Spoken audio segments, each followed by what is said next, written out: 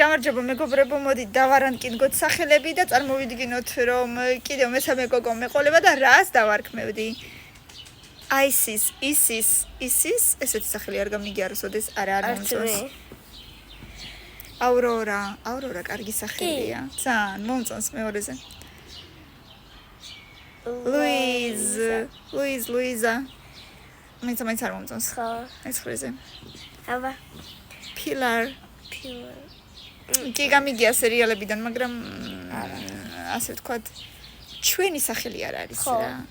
ჩვენებული არ არის. შარლოტაც კარგი სახელია, მაგრამ არ არის. უფრო ინგლის თუ მოერგება. მე მაინც არა. ალანა კარგი სახელია, მაგრამ რაღაცნაირად მაინც მილენას და კამილას თითქოს და არ მოერგება. ლივია.